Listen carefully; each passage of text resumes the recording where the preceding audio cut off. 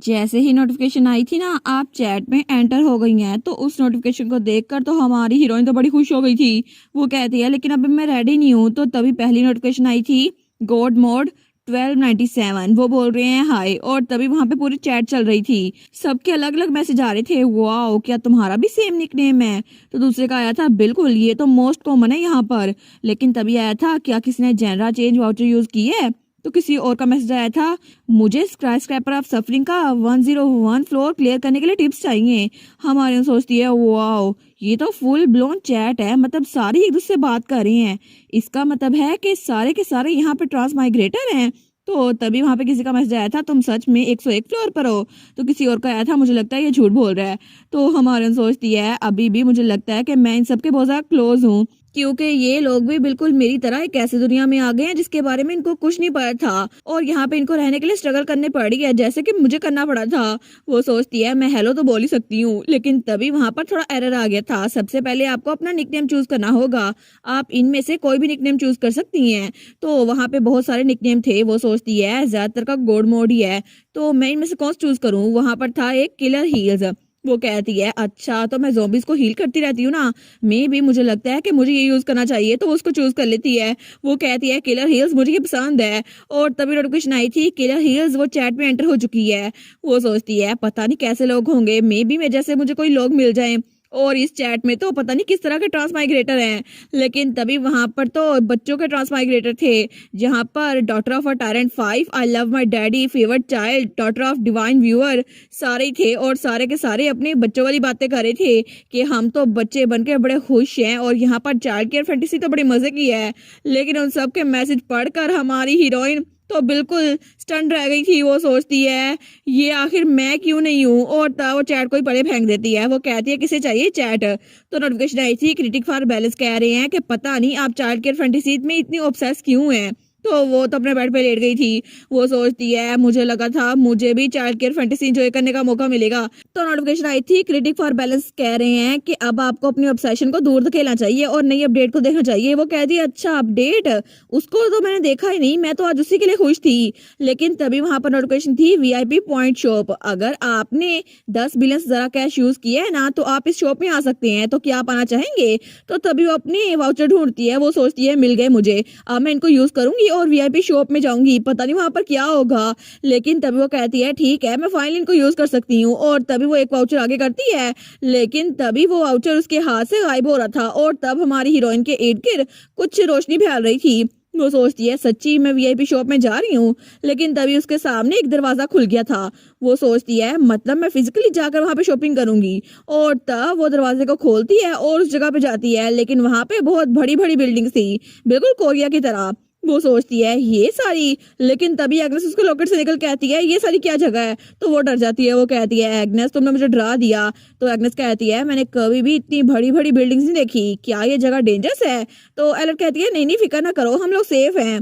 तो एग्नेस कहती है तुम इतनी श्योर कैसे हो सकती हो। और वहां पे एक नोटिस लगा हुआ था वीआईपी पॉइंट शॉप, यहाँ पे बड़े आर्टिफैक्ट बिकते हैं जो कि हाई प्राइस पे बिकते हैं और कम प्राइस पे बेच जाते हैं, हम लोग तो चोरी वाली चीजें बेचते हैं। तो तब एग्नेस कहती है साइन को पढ़ के देखो, तुम्हें लगता है यहाँ पे क्रिमिनल एक्टिविटी होती है। हमारे कहती है मुझे भी लग रहा है ये जगह डेंजरस है। लेकिन तभी नोटिफिकेशन आई थी एग्जीक्यूटिव ऑफ क्रिएटिव इकोनॉमी कह रहे हैं कि आपको फिक्र करने की जरूरत नहीं है, और ये जगह ये तो हमारे एरेलम के अंदर ही है। वो सोचती है अच्छा फिर तो कोई मसला नहीं है। तो तभी वहां पर एक बूढ़ी औरत आती है। वो कहती है ओ माई तो क्या ये मेरी कस्टमर है।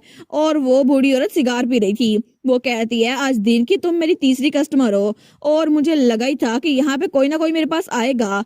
तो वो कहती है आ जाओ ये है वीआईपी पॉइंट शॉप। तो हमारी हीरोइन उस कमरे के अंदर दाखिल होती है। लेकिन तभी जब वो अंदर आती है ना तो वहां पे बहुत सारी चीजें पड़ी हुई थी।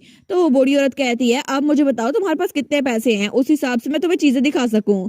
हमारी हीरोइन कहती है मेरे पास तकरीबन 1 मिलियन पॉइंट्स हैं। वो कहती है सच में, फिर तो तुम यहाँ पे कुछ भी खरीद सकती हो। और तब फिरता पीछे करती है और कहती है ये देखो यहाँ पर लग्जरी बैग भी है जिसके अंदर 3000 स्क्वायर मीटर की स्टोरेज है, तुम इसको वेयर हाउस की तरह भी यूज कर सकती हो। और वो बैग तो बड़ा स्टाइलिश लग रहा था, लेकिन एग्रेस उसको देख के पिघल जाती है। वो कहती है इसमें तो बड़ी ज्यादा स्पेस है और कितना लग्जरियस डिजाइन है ना, मुझे लगता है कि हमें ये लेना चाहिए एलेट।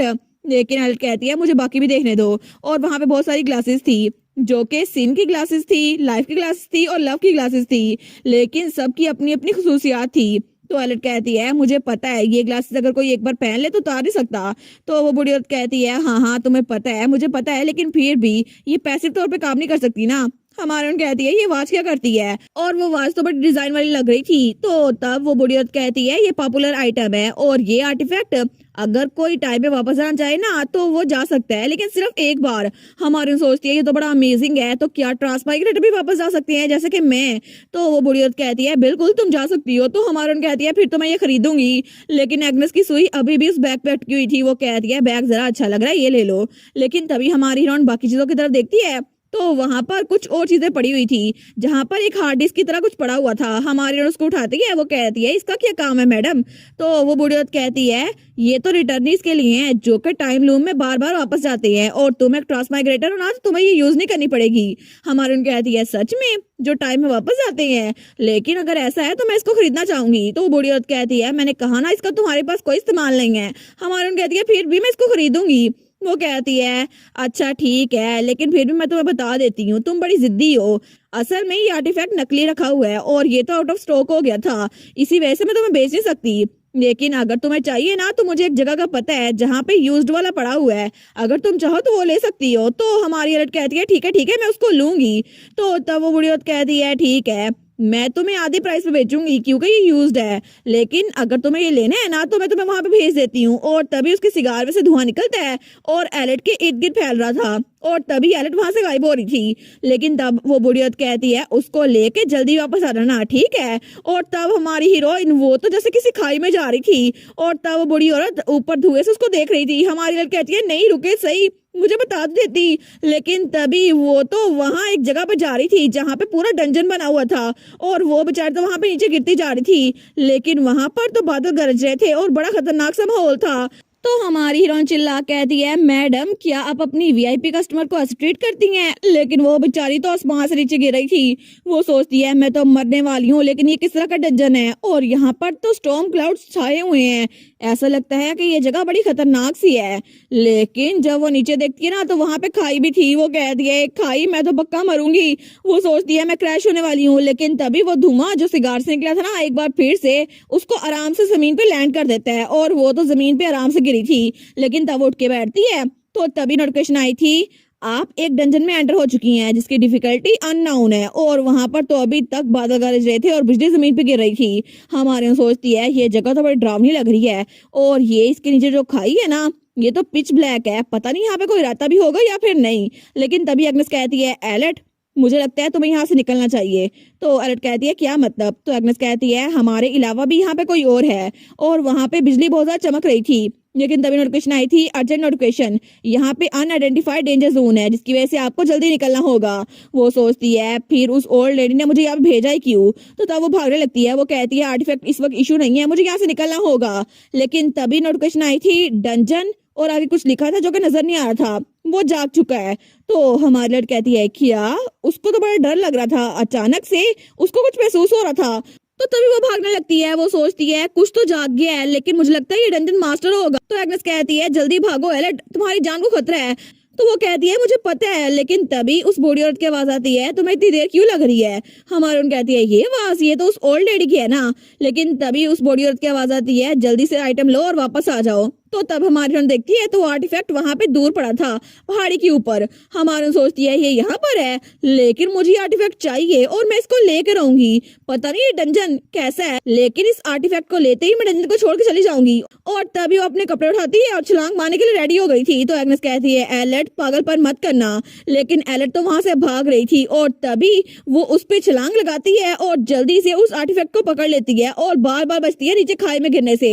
लेकिन तभी वो आर्टिफैक्ट उसके हाथ में आ गया था, और वहां पे उसके बारे में लिखा हुआ था कि इसके जरिए अगली लाइफ में जाने से पहले आप सेव पॉइंट कर सकते हैं, और ये आर्टिफैक्ट पहले ही 14 बार यूज हो चुका है। वो सोचती है आधे से ज्यादा यूज हो गया है। लेकिन तभी नोटिफिकेशन आई थी सेंसर उनको आप मिल गई हैं। तो वो सोचती है कि यार इसका नाम सेंसर क्यों है, पता नहीं ये कौन है, शायद डंजन मास्टर, लेकिन इसने मुझे ढूंढ लिया और मेरी बॉडी तो कांप रही है। मुझे लगता है कि मुझे अब डर लग रहा है। इसलिए मुझे यहाँ से निकलना होगा। लेकिन तभी नोटिफिकेशन आई थी, यहाँ पे जो कोई भी है वो आपको आइडेंटिफाई करने की कोशिश कर रहा है। हमारे उन्होंने कहती है मैम मुझे यहाँ से बाहर निकाले, उस ओल्ड लेडी को कहती है। लेकिन तभी वो आगे भाग रही थी तो पीछे बार बार नोटिफिकेशन आ रही थी, वो आपको आइडेंटिफाई करने की कोशिश कर रहा है। तो हमारे उन्होंने कहती है जल्दी करे ना। लेकिन तभी उसके पाँव के नीचे फिर से बहुत ज्यादा धुआं फैल जाता है और तभी उस सिगार में से जो धुआं निकला था ना फिर से उसके इर्द गिर्द लिपटता है और हमारी हीरोइन वहां से गायब हो गई थी। लेकिन तभी नोटिफिकेशन आई थी वो आपको पहचानने में नाकाम हो गया। तो तब हमारी हीरोइन वापस आती है तो वो ओल्ड लेडी कहती है क्या तुम्हें वो आइटम मिल गया? तो हमारी हीरोइन तो नीचे गिरी हुई थी, वो कहती है मैम, वो बेचारी तो अभी तक कंफ्यूज थी। लेकिन तब उसको वो सर्टिफिकेट देते हुए कहती है हाँ मुझे मिल गया। तो वो औरत कहती है ठीक है जल्दी करो पहले पे कर दो। तो हमारी हीरोइन अपना वाउचर उसको देती है, वो कहती है चलो पैसे तो ले लिए मैंने, मैं अभी तुम्हें चेंज देती हूँ। हमारी कहती है कि यार लेकिन मैम मुझे ये तो बताए आखिर उस डंजन का मास्टर कौन था? तो वो औरत कहती है क्या तुम किस बारे में बात कर रही हो? उस डंजन का कोई मास्टर नहीं था। हमारी कहती है लेकिन मैंने तो देखा था ना, ये तो हो नहीं सकता, वहां पे कोई था। तो वो औरत कहती है नहीं कोई भी नहीं था। हमारी कहती है मैं बता रही हूँ ना कोई था वहां पर। तो औरत कहती है नहीं था ना। हमारी कहती है मैं बता रही हूँ ना है तो है। तो वो बूढ़ी औरत कहती है इतनी जिद्दी मत बनो, अपना चेंज लो निकलो यहाँ से, मुझे लगता है मैं अपनी दुकान बंद करने वाली हूँ। और तब वहां से गायब हो रही थी। तो वो कहती है ठीक है तुमसे बाद में मिलूंगी, पिंक बालों वाली लड़की। लेकिन उसके फौरन बाद हमारी हीरोइन वापस अपने कमरे में आ गई थी। वो कहती है कि मैं अपने रूम में हूँ। तो एग्नेस कहती है चलो अच्छा हुआ, लेकिन तुम ठीक तो हो ना? वो जगह बड़ी डरावनी थी। हमारी कहती है तुम ऐसा कह सकती हो, लेकिन पता नहीं वो डंजन कैसा था। चलो कम से कम हम वन पीस में वापस तो आ गए। लेकिन तभी वो कहती है एक मिनट, मुझे तो चूना लग गया। और वो तो चिल्ला रही थी। तो एग्नेस कहती है क्या हुआ है, क्या तुम्हें चोट लगी है? वो कहती है नहीं नहीं जरा देखो सही, याद जरा यूज हो चुका है। तो आखिर मैंने इसके लिए हाफ प्राइस क्यों पे की है? मैं तो इससे भी कम कीमत करवा सकती थी। लेकिन वो तो चिल्लाई जा रही थी। तो आगे से एग्नेस कहती है क्या इससे फर्क पड़ता है? तुम्हें पता है मैं तो भूल ही गई थी, कभी कभार तुम बड़ी टेरिफाइंग लगती हो। और तब हमें वही सीन दिखा जाता है जब हमारी हीरोइन वहां से भाग रही थी। लेकिन उसके पीछे जो कोई भी था ना वो उसको आइडेंटिफाई करने की कोशिश कर रहा था। लेकिन जैसे ही हमारी हीरोइन वहां से गायब हुई थी ना तो तभी वहां पर थोड़ी रोशनी फैलती है और तब वो जो नोटिफिकेशन थी ना वो थोड़ी साफ हो रही थी। वहां लिखा था क्रेटर ऑफ अटोनमेंट, एक डंजन जिसकी डिफिकल्टी अननोन है वो खत्म होने जा रहा है। लेकिन तभी वहां पर नोटिफिकेशन थोड़ी क्लियर हो रही थी, prisoner of the danger Sinner of eternal एबिस वो रिलीज हो चुका है। लेकिन वो जो कोई भी था ना उसके ऊपर पत्थर गिरने लगते हैं और तब उसके ऊपर पत्थर गिरने की वजह से वो वहीं पे मर जाता है। लेकिन नोटिफिकेशन आई थी prisoner of dungeon Sinner of the eternal एबिस वो मर चुका है। और तब दूसरी तरफ हमें हमारी हीरोइन का घर दिखा जाता है। तो हमारी हीरोइन अपने शूज के लेसेस बंद करती है और तब अपने बालों को पोनी में बंद करती है।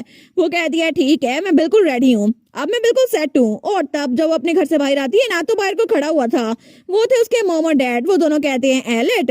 तो हमारे अपने डैड और मॉम के पास आती है तो उसकी मॉम कहती है तुम आ गई, क्या तुमने सब कुछ पैक कर लिया? वो कहती है जी जी बिल्कुल। तो उसका डैड कहता है इमरजेंसी राशन और फूड के बारे में क्या? वो कहती है फिक्र ना करे डैड। तो पीछे से एग्नेस भी कह रही थी बिल्कुल इसने तो हर एक चीज पहले ही पैक कर ली थी। वो सोचती है स्प्रिंग तो बिल्कुल खत्म होने वाली है और मैंने तो सब कुछ पहले पैक करके रखा हुआ था। और जैसे वो दिन आया ना डी डे तो फाइनली अब मैं अपने एडवेंचर पे निकल सकती हूँ क्योंकि आज का दिन ट्यूटोरियल पीरियड वो खत्म हो जाएगा। और तब उसकी मॉम कहती है तुम्हें कॉशियस रहना होगा एली, अपनी पावर दूसरे लोग को ना दिखाना, सब तुमसे हेल्प मांगेंगे और अगर तुम किसी चीज को हैंडल ना कर पाओ ना तो वापस आ जाना, ठीक है? हम लोग तुम्हें यही मिलेंगे, लेकिन अगर तुम्हें हमसे मदद नहीं मांगनी ना तो अपने ग्रैंडपा के पास चली जाना, ठीक है? और तब उसकी मॉम उसको गले लगाते हुए कहती है फिक्र ना करो, कभी मत भूलना कि तुम्हारे पास एक घर है जहाँ तुम वापस आ सकती हो। तो हमारी स्माइल करती है, वो कहती है ठीक है मॉम। तो उसका डैड भी कहता है तुम्हारी मॉम ने तुम्हें सारी नसीहतें कर दी। तो मैं एक और एडवाइस ऐड करूंगा। वो बड़ा सीरियस होकर कहता है अगर तुम्हें कोई लड़का ढूंढना है ना तो मेरे जैसा ढूंढना, ठीक है? जो बिल्कुल मेरे जैसा हो, तुम्हारी मॉम का जैसे मैंने ध्यान रखा था ना वैसे ही तुम्हारा ध्यान रखे। लेकिन तब हमारी हीरोइन के डैड को क्या बात था कि हमारी एलेट ने पहले ही उसके डैड की तरह ब्लू आइज वाला एक लड़का ढूंढ ही लिया जो कि हमारा हीरो था। लेकिन तब वो कह दिया ठीक है डैड मैं ये बात दिमाग में रखूंगी। और तब थोड़ी देर बाद हमारी हीरोइन के हाथ में एक स्टोन था जो कि टेलीपोर्टेशन स्टोन था। तो वो स्टोन को देखती है, वो अपने मॉम और डैड से कहती है ठीक है मॉम और डैड मैं अब चलती हूँ। और तभी वो उस पत्थर को तोड़ती है तो वहां से वो टेलीपोर्ट हो रही थी। तो उसके मॉम और डैड कहते हैं आराम सफर करना। लेकिन तभी जैसे ही हमारी हीरोइन टेलीपोर्ट होती है ना तो नोटिफिकेशन आई थी मैंडेटोरी ट्यूटोरियल पीरियड खत्म हो चुका है और अब से आपकी असल ट्रांसमाइग्रेटेड लाइफ शुरू होगी जो कि एसएस क्लास का नावल होगा। और आपकी क्वेस्ट कंप्लीट हो गई है। और तब हमारी हीरोइन जब सामने देखती है ना तो उसके सामने फूलों का बुके आता है। वो कहती है क्या एक बुके, लेकिन नोटिफिकेशन आई थी वो शेप दी वर्ल्ड कह रहे हैं कि ये हमने भेजा है क्योंकि आप फाइनली उस घर से बाहर निकल आई हैं और अब से आपकी लाइफ शुरू होगी। लेकिन हमें तो बड़ी खुशी हो रही है। और सारी की सारी नोटिफिकेशन आ रही थी उसको कांग्रेचुलेशन कहने के लिए। वो कहती है थैंक यू सो मच आप लोग की इंकरेजमेंट के लिए। लेकिन तभी वो एक जगह पे टेलीपोर्ट होके आ चुकी थी और तभी नोटिफिकेशन आई थी आपकी टाइमलाइन इस नावल की 17 रिटर्न के साथ लिंक हो चुकी है। और तब हमारी हीरोइन के सामने एक गांव था जिसके इर्द गिर्द पहाड़ थे। लेकिन तब हमारी हीरोइन एक घंटी के पास खड़ी थी। वो कहती है मैं जानती हूँ ये जगह कौन सी है। और उसके हाथों से वो बुके गायब हो रहा था। तो हमारा सोचती है ये तो ग्रीनवाल विलेज है ना जहाँ पे थेस्लेट रिटर्न होना था। लेकिन तब नोटिफिकेशन आई थी वो शेप दी वर्ल्ड कह रहे हैं कि आपको कॉशियस रहना होगा क्योंकि ये दुनिया एसएस क्लास की है। वो कहती है ऑफ कोर्स मैं इसी के लिए तो ट्रेनिंग कर रही थी। लेकिन तभी वो बार बार घंटी बजाने लग जाती है तो सारे के सारे विलेजर्स उस तरफ देखती हैं। वो लोग कहते हैं ये आवाज कैसी है। तो दूसरा कहता है मुझे लगता है ये चर्च के बेल टावर से आ रही है। लेकिन वो लड़की कहती है चर्च, उसको तो बहुत सालों से बंद किया गया था। तो तभी कोई भागता हुआ आता है। वो कहता है जल्दी करो एक लड़की बेल बजा रही है हमें जाके देखना पड़ेगा। और तब सारे के सारे चर्च के नीचे जमा हो गए थे। वो लोग कहते हैं तुम क्या कर रही हो, जल्दी करो नीचे आ जाओ। तो हमारी हीरोइन के साथ एग्नेस थी। वो कहती है एलेट सारे के सारे विलेजर्स आ गए हैं। तो हमारी कहती है अच्छा हुआ ना, मुझे लगता है कि मेरा काम बन गया, मुझे सबको यहीं पे जमा करना था। तो वो चिल्ला कहती है सारे के सारे जल्दी करो चर्च के अंदर आ जाओ, यहाँ पर शेल्टर ले लो। तो वो लोग कहते हैं क्या चर्च के अंदर, लेकिन क्या ये पागल तो नहीं हो गई, आखिर ये ऐसी नॉनसेंस बातें क्यों कर रही है और हमें क्या ही खतरा होगा जो हम चर्च के अंदर जाएं। लेकिन तभी उनके पीछे जो पहाड़ थे ना वहां पे धमाका होता है जैसे वहां पे कोई डंजन बस्ट हुआ हो। लेकिन तभी वो लोग भागने लगते हैं। वो कहते हैं आखिर हो क्या रहा है, एक एवलांच है, ये यहाँ पर क्या कर रहा है, यहाँ पर हुआ क्या। तो हमारा सोचती है मुझे पता है यहाँ पर क्या हो रहा है क्योंकि ये थेस्लेट की 17 रिटर्न के बाद पहली क्लाइमेट ही है जो कि अब शुरू हो चुकी है। तो इसका मतलब है कि यहाँ पर एसएस क्लास की डिफिकल्टी मुकम्मल तौर पे स्टार्ट हो गई है और यहाँ पर किसी के लिए भी बचना बहुत ज्यादा मुश्किल होगा। लेकिन इसका साफ साफ एक ही मतलब है कि नावल का प्लॉट जो कि infinite return to save the world है वो स्टार्ट हो चुका है और अब से थेस्लेट की लाइफ जितनी मुश्किल थी ना उससे भी ज्यादा मुश्किल होने वाली है। लेकिन अगर मैं चाहूँ तो थेस्लेट की हेल्प कर सकती हूँ और मैं यही करूंगी। और इसी के साथ सीजन 2 वो भी यहीं पर खत्म। तो आप लोग बताना आप लोग को सीजन 2 कैसा लगा। और ये सीजन थोड़ा जल्दी खत्म हो गया लेकिन सीजन 3 वो मैं जल्दी एक्सप्लेन कर दूंगी। तो तब तक के लिए चैनल को सब्सक्राइब कर दे और वीडियो को लाइक कर दे। Thank you so much for watching my videos and bye bye, stay safe.